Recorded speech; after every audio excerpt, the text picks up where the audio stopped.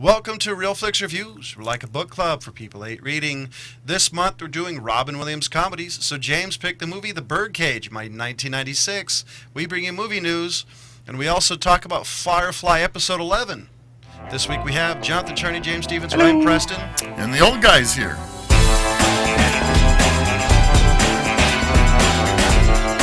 So who has the description? Well, I said I'd give this one a go. It's a tongue twister. Thank you, IMDb.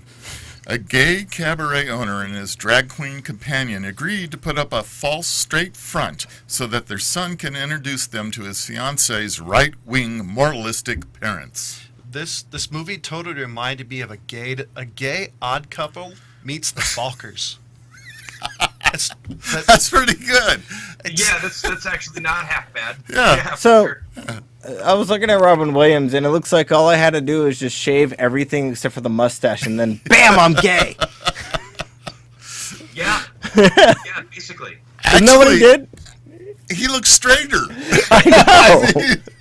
He looks so damn straight, it was funny. Can you believe that Nathan Lane's character was actually supposed to be played by Steve Martin? Yeah.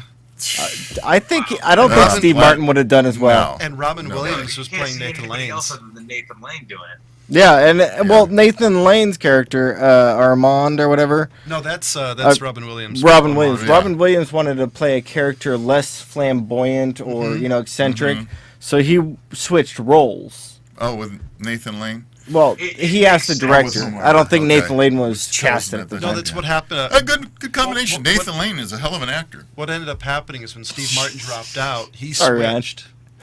He basically went to the director and said, "I'd like to play a character that's not as ridiculous." I'm assuming because he usually plays over the top Yeah. characters. He wanted to play something that was a little more softer.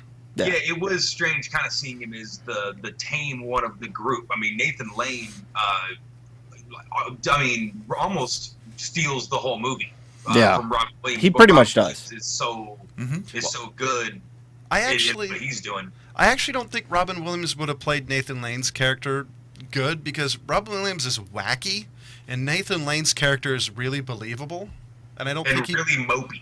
Yeah, and I don't think he Yeah. played it as he didn't play it as wacky as Robin Williams would. Yeah. He wouldn't have played it as believable.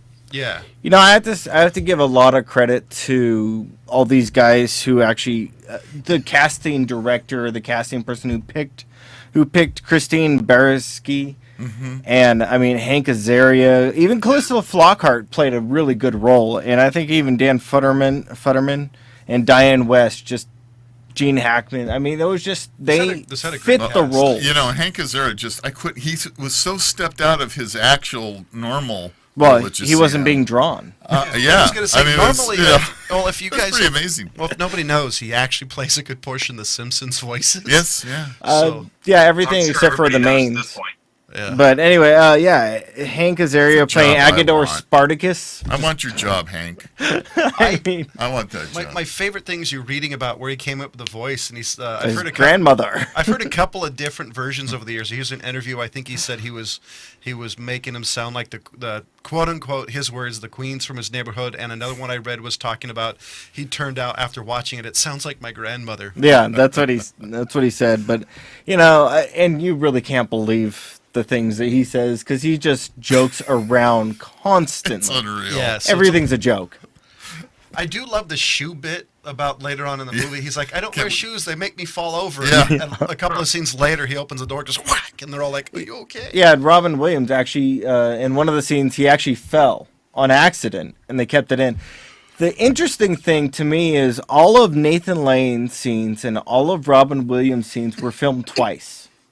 Every last one of them was filmed twice. Right. Once where they stuck As to a the script, and Right. once where they just sat there and just had a ball with it. And I really Which wish ones I were knew. you? Right? Which ones were which? I'm actually surprised they never came out with a, because it'd be perfect for marketing. You know, call it the Birdcage. You know, like scripted. You know, Yeah. call it the Birdcage unscripted. You know, have like both versions of it. I think it would be pretty funny to do. It would be, especially because I think Hank Pull that up Azaria. on a DVD nowadays. Just have 4 hours worth of extra features. Well, they I could can use- watch both of those. They could Yeah. use the unused angle feature in But all I the DVD think players. it's probably going to be a real good mixture of both because the writing was so good. If you just look at every other character, I mean, luckily they had people like Nathan Lane, Robin Williams, and Hank Azaria who could just kind of keep riffing on what they were doing. Right. But, Yeah. all the characters and the story was so fleshed out that it was written really terrifically also, you know. Yeah, like when the senator's guy died and the black girl's there, and she goes, well, you know, he looked okay, so I just kept on going. You know, I mean, that written into this type of film, I mean, Ryan's right. The writing is so funny. Yeah. The thing that actually surprised me is the fact that how tame this movie really is, considering how they could have made it. Oh, yeah. Which I think makes it a much more believable, a better movie. I think it just makes everything a lot better. I mean, I haven't watched this movie since it came out, and this movie's, 18 years old now? Yeah, 96. Something like that, yeah. I actually saw this in the theaters. And I did too, but that was the last time I saw it. And, you know, that plate scene. Oh, that scene is the bowl. hilarious. The bowl I scene know. has always stuck out in my mind as just the funniest thing. You don't look at the plates? They're just Greek boys playing around. I love the scene in the kitchen. I think it was following that. We better hurry up before they get to the bottom of the bowl. My favorite part of this movie is, I guess it's kind of like Tropic Thunder with Robert Downey Jr. You had, you know, one straight guy playing a gay guy and then trying to be a straight guy, and Nathan Lane, whose characters are always amazing anyways and random. Right. So he's kind of, you know. He's walking a fine line there. Very fun. He does. He's such a theatrical person that when you see him in movies, I think it's almost always in a musical like The Producers. Or He's something over like the top. that. He's It's over the the type top. of thing. Yeah. I can see why he's really good on stage But it's versus the on camera. perfect role for him to play, that he can be that kind of the prima donna sort of that over the top character, Yeah. and Right. still have it be part of himself. Yeah. Like Exactly. I said, I love that sort of Inception, him playing himself, playing another guy, and then playing the woman was amazing. Yeah. That Well, was the part I always thought was random. It's like, whoa, did not expect that. I mean, Well- just did anybody else notice that woman had a 5 o'clock shadow? Yeah, exactly. Hey, you know. Well, I think the thing about Nathan Lane is Nathan Lane, if you watch any of the movies that he's really, really done well in, and that's The Producers and this one that really come to mind, the role that he's playing, he's so much larger than that role. Just his character and his persona and the way he carries himself and the way he delivers his lines, that you can just tell that this guy has a lot to give to the screen, and I think he's always been bigger than a screen. That's why he doesn't do. Well, yeah, I mean, he's Movies. he's mostly from theater, like Yeah. legit theater. And I mean, so is Robin Williams. I mean, coming from Juilliard, it's performing arts school. He did all that sort of big, grandiose, Shakespeare in the Park kind of stuff. Yeah. Well, I think But, the difference is I think Robin Williams could be described as controlled chaos. I think Nathan Lane is just, controlled, as it were. I think that's one of the reasons he did really well in this role is I think Robin Williams would have just kept going and the director would have been crap. Yeah. Yeah, it's such a funny movie, and I think half of it is due to good writing. The other half is just them two being able to bounce off each other so well. Do you know what? The chemistry that they had was something else. How would you like to be Gene Hackman in this movie with those Oh. two guys? I don't know how I don't know how he didn't laugh. The only question I was Oh, I'm thinking sure he is, did. well, I mean, how like every scene. I'm surprised there's not like 1,000 takes. The only thing I was thinking of is, this movie, I think, especially for the time, wasn't like very slapsticky. It had comedy bits, but it was more like a character-driven comedy. Yeah. And there's all something the else that I bigger- can't.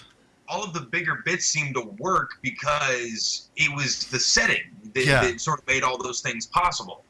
Hank Azaria's character being so freaking bizarre. I mean, everybody works in a drag club and dresses up like insane characters, like everybody's in a David Bowie concert.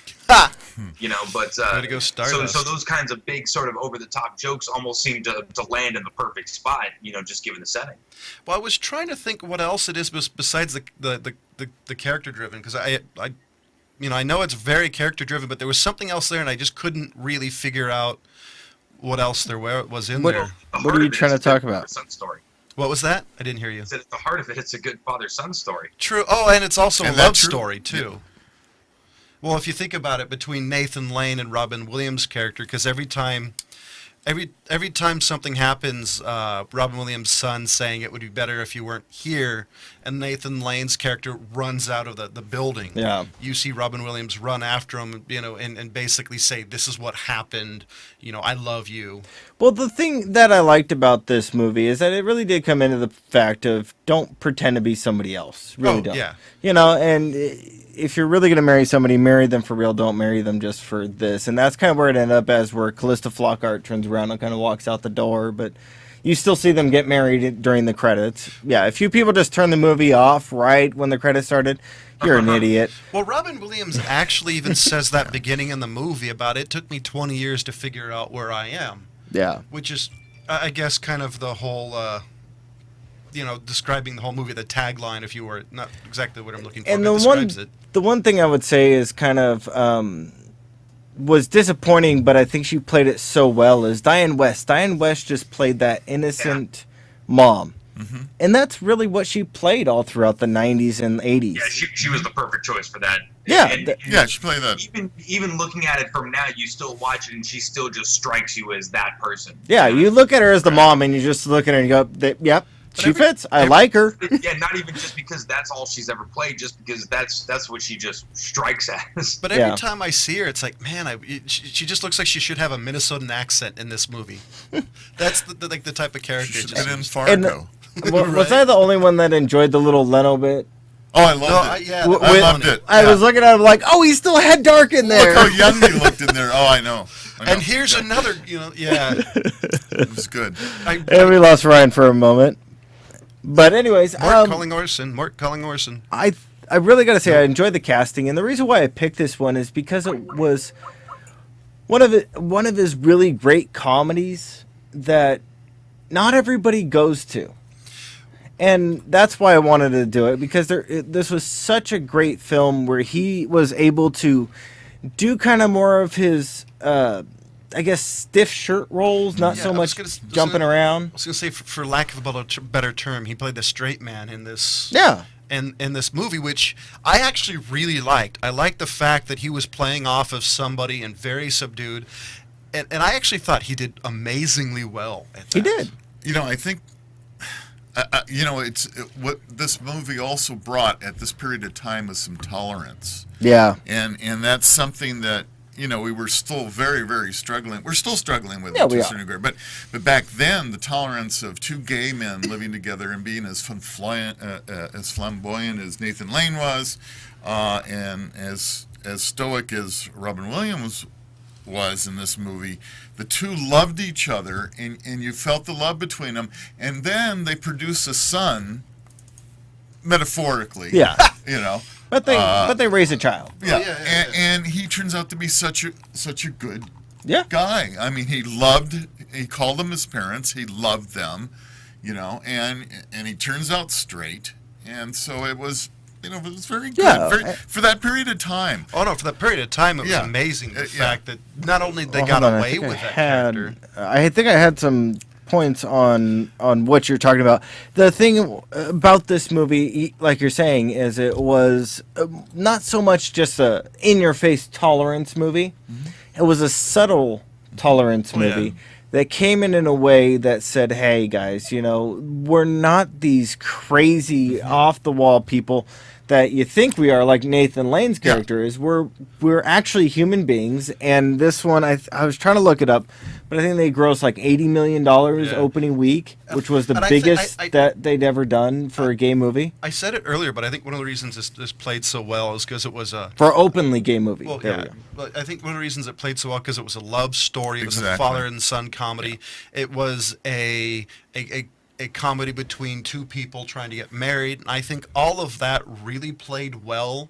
That everybody's like, oh, I know people like that. Oh, totally. So I thought this whole movie was very tastefully done. Yes, It I was. agree. It was done very well. And And I'm actually surprised they never did a sequel of some sort. I think it was just one of those It'd be that... hard to do.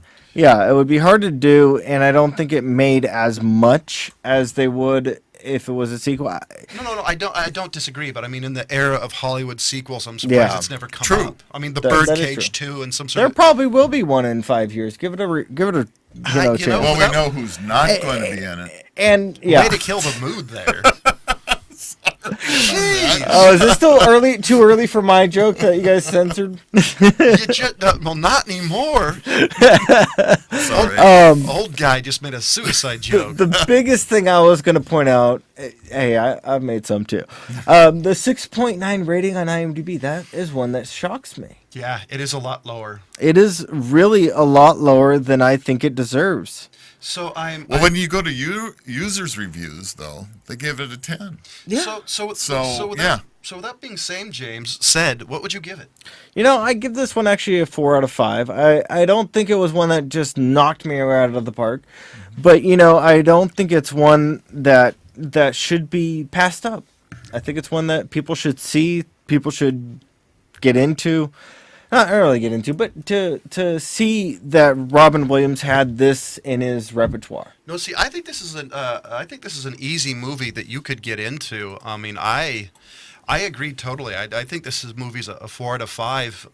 And to me, it's almost on the verge of 5 out of 5, just because how amazingly well done the script, the acting, the interaction between Nathan Lane and Robin Williams, which Robin Williams plays well against almost anybody, but the chemistry between those two are absolutely outstanding. Yes, and every scene they were in completely stole it. So for me, it's a solid 4 out of 5. Yeah, and I actually found the stats. It was 18.3 million, which was a lot of money for '96. Was that the whole highest weekend opening gross with an openly gay character in the lead until Bruno in 2009. It's Excuse interesting. me. So the opening was 18.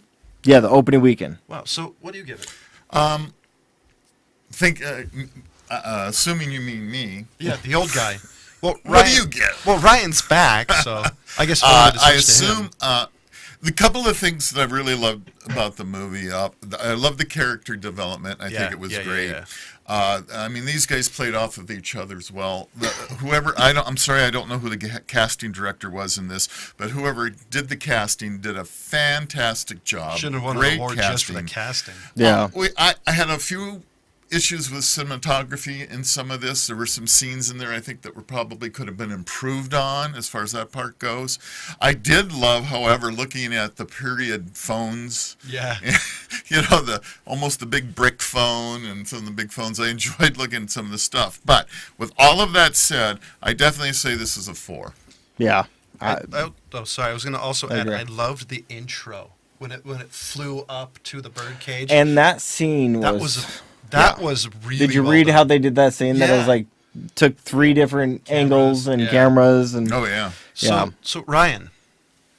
Man, it looks like are we unanimous already on 4 out of 4? Looks well, like it. apparently. So wow. Okay, I mean, yeah, that's going to be the case, man. It's I think I'm going to slightly disagree with James in as much as I think this movie's really right up Robin Williams' alley. I think he had a great time and didn't have to think real hard about wanting to do this one. Well, I think what we said when you were trying to connect was I think he James came said all in that. at the end. Yeah. I hate it was okay. one of the things we said for Robin Williams playing kind of the stiff character, the straight man, and character wise was. We really liked because it was something you didn't get to see Robin Williams, who always played the more wacky characters. It was one of the things we said. Yeah, when we were definitely. trying- I mean, yeah, this might be almost the perfect thing for him. In as much as you really get every single bit of why everybody liked Robin Williams. Yeah. And I really wish he played more characters like this. I mean, it was almost a shame that he got typecasted into such a wacky roles. Next, we're going to switch up to Firefly. I'm going to, switch it over to James. Oh, I'm going to be doing this one? There's somebody else wants to volunteers. Ryan, do you want to go? As of long as Gold? we're talking about the episode Trash. Heart of No. Gold. Heart of Gold, the horror episode. Yes. Are you watching? Are you doing what IMDb is telling you to do? You know how many fucking websites I went to try to figure out which episode this was? Net. You know how many Netflix. different You ever heard of seasons Netflix? No, I'm not going by Netflix anymore because it screwed me last time. There's like 4 different versions of what episode 11 is supposed to be. So, ladies and gentlemen, what we've got to do now is we're going to have to do our homework and figure out what you want us to write. So, Heart of Gold is the one we watched. Episode 11 was the episode trash. Well, we're going to go with James. Yeah, because that's what the 3 of us watched. So you've been outvoted. Say maybe next time say the episode's name. That's what I've been trying to do the whole time, but nobody does their homework. I can't remember. So this one's called The Heart of Gold? Heart of Gold.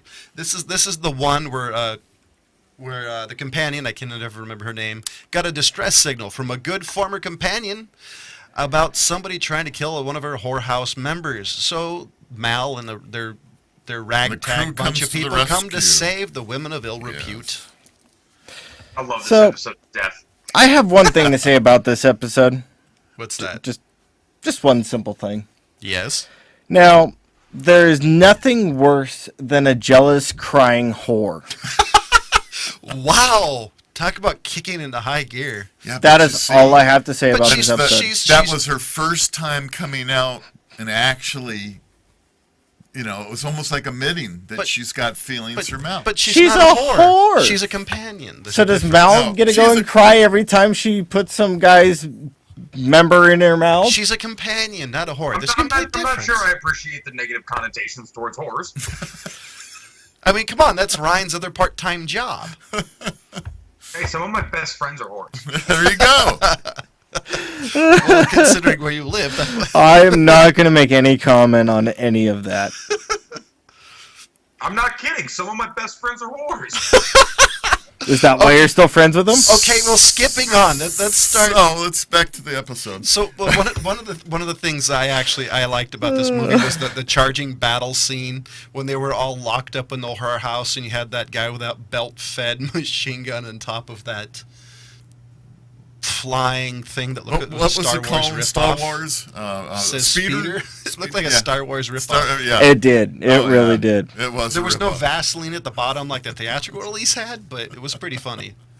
Yeah. Anyways, but yeah, that was kind of amusing. There were some amusing parts in this one, but the whole thing just got ruined by the crying whore. I actually really liked this whole episode, including the episode with the companion who was crying. I tell you, my favorite part was that guy with the laser gun when he ran and lets us check batteries. I thought that was perfect. Got a fancy laser gun. You get 5 shots off. Looks like we're keeping Ryan awake. I mean, he's probably trying to look up news. No, it's my turn. Yeah, I was looking down. It's okay. I was trying to find something. It's been a long day for that me. I lost that I had saved. But anyways. So I want to ask you, how many episodes does Firefly have? I think it's only 2 now. 14. So we're coming close to watching Serenity, which is the Firefly movie.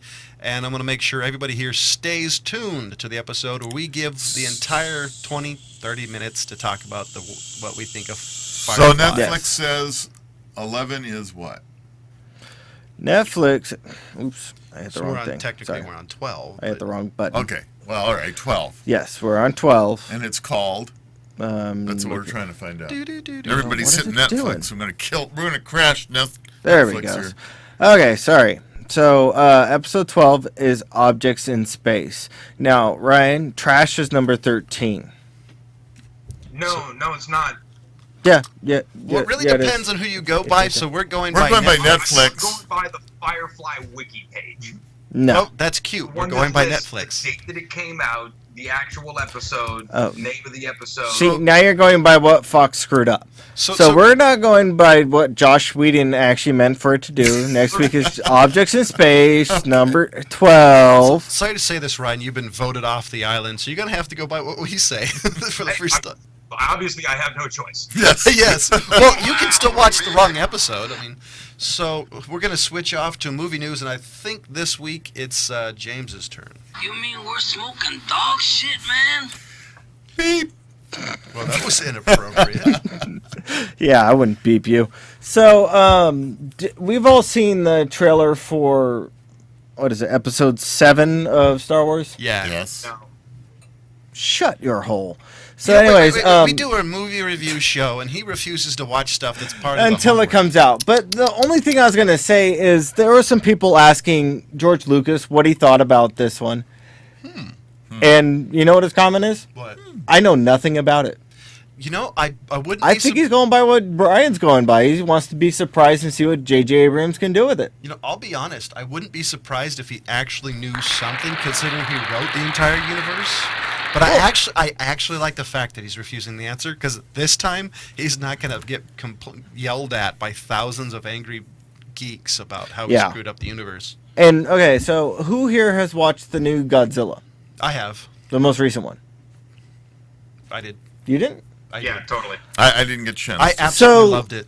Japan got so pissed off at it that they're going to be doing another one in 2016. I can't wait to see their version, but I still like the American one. I don't care what would they say he was cuddly? Yeah, I the don't know. fact the main I can't see that at all. How the hell is that monster cuddly? well, the main complaint I saw, it was cuddly. It didn't look like the traditional Godzilla, and Thank God. I actually thought it was like 100 stories tall. the thing I actually liked about it is I actually thought it was really tasteful to the original while making it ours. It was so much better than the Matthew Broderick Godzilla. Oh my God! That was yeah. a joke. Like this one is just. If you guys want to watch it, you know, go watch the Godzilla 2000. I think that was what it was called, with Matthew Broderick, and watch the new one. It's watch not it, even watch it, and see the reason why the new one is so much better. Well, I mean, the new one's good just on its own, for the record. Oh yeah. well, actually, the quote that I have from the producer, Taichi Ueda, probably mispronounced his last name, whatever. Close enough. The time has come for Japan to make a film that will not lose to Hollywood. And he's actually part of Japan's Toho Studios. Japanese are still at So- war with us. The war's over, dude. I know. But as far I did read something about how they lost interest in Godzilla movies. That's the reason there hasn't been one since I think 2001. Well, it was a generational thing. I mean, it was really social commentary after the whole bomb dropping thing. Oh yeah. So it just kind of outlived its audience. And this guy, you know, I don't know any of his films. I've only found 3 that he's done. 2 are in 2014 and 1 was in 2013 that he just produced, an executive producer, but I don't see anything that he's actually done. So Well, I'm looking forward to seeing it. I'll totally watch it. I'd love to see. I want to see Japan's rebuttal to our Godzilla. I'll be honest. Sure. I don't want to see it. Japanese Godzilla all along had they made one sort of recently with today's technology. Yeah. We'll take the challenge on. What the hell? I just don't want to see the cuddly Godzilla. I like, even though I have to admit this one was a little cuddly, but still had kind of like I'm a 100. I want to see like him go up against King Kong. Maybe they take Godzilla to Jurassic Park. There's a thought. That's it. Godzilla versus T-Rex. Well, didn't we kind of do that with King Kong when he was fighting the dinosaurs or something in Wasn't that the Mighty original Joe King Young? Throne?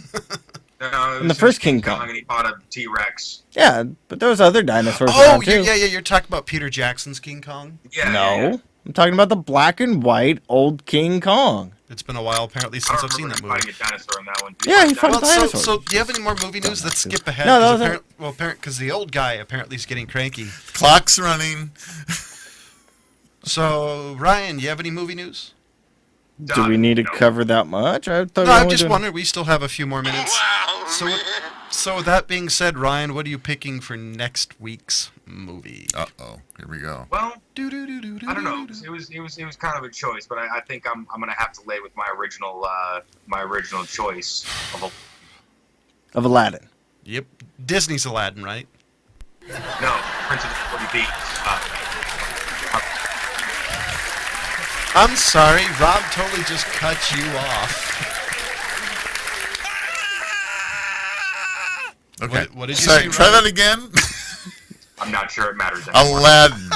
No, he was Disney's talking Aladdin. crap to John about Yeah. something about Prince of the 40 Thieves or some Which, shit. by the way, is I think the third one. So I watched the first one. What are we watching? Yeah, Aladdin. One We are watching Aladdin. is starring in. Why Yeah, are we so- watching Aladdin? Because he picked This is Aladdin. an awesome movie. Okay. See, the old guy doesn't like. He doesn't want to watch Aladdin. cartoons. Well, Well, see, it's he not doesn't like robots, cartoons. He doesn't but like you movies have with to listen to subtitles. Song singing. Yeah, you know. Okay. No problem. So, ladies and gentlemen, I hope there's ladies out there. I gave the Birdcage a 4 to 5. James gave it a 4 to 5. Ryan gave it a 4 to 5, and Rob gave it a 4 to 5. One of the few Wow. times all of us, I did. especially this We all cranky agreed. bastard, agrees. Next week is Aladdin by Disney, And and as By always, Disney?